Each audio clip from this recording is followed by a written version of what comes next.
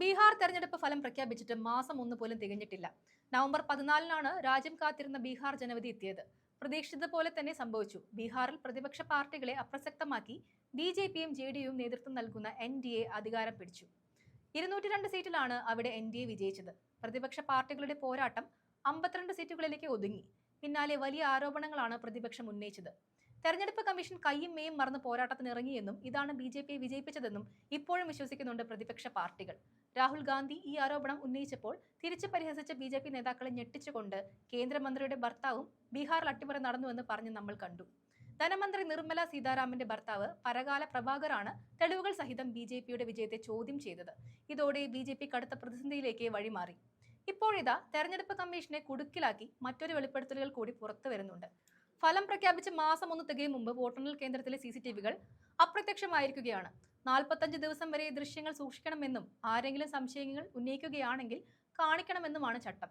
ഇതൊക്കെ തെരഞ്ഞെടുപ്പ് കമ്മീഷൻ പൊളിച്ചു മാറ്റി. എങ്കിലും 45 ദിവസം വരെ ഇത് സൂക്ഷിക്കണമെന്ന നിയമം കർശനമായി പറയുമ്പോൾ ബീഹാറിലെ CCTV ദൃശ്യങ്ങളെല്ലാം ആവിയായി പോയോ എന്ന സംശയം ബാക്കിയാകുന്നുണ്ട്.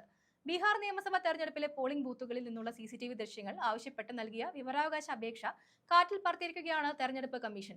മഹാരാഷ്ട്രയിലെ തെരഞ്ഞെടുപ്പ് ഉദ്യോഗസ്ഥർക്കാണ് ഇത് സംബന്ധിച്ച് വിവരാവകാശ രേഖ തെരഞ്ഞെടുപ്പ് കമ്മീഷൻ കൈമാറിയിരിക്കുന്നത്.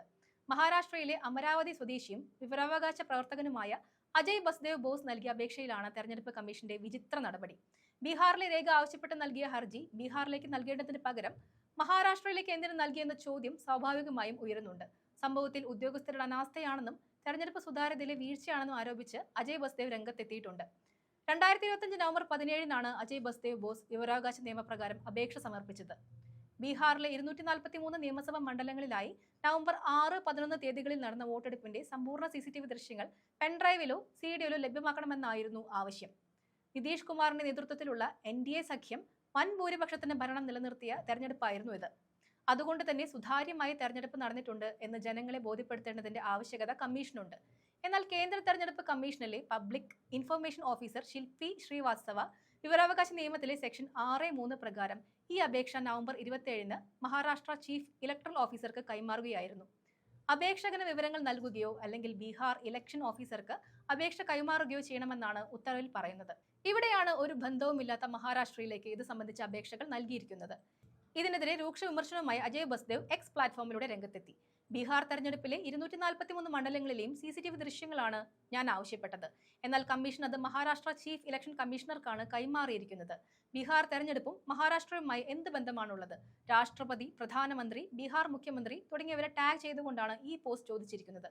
സംഭവം സോഷ്യൽ മീഡിയയിൽ വലിയ ചർച്ചകൾക്ക് വഴിവെച്ചിട്ടുണ്ട്.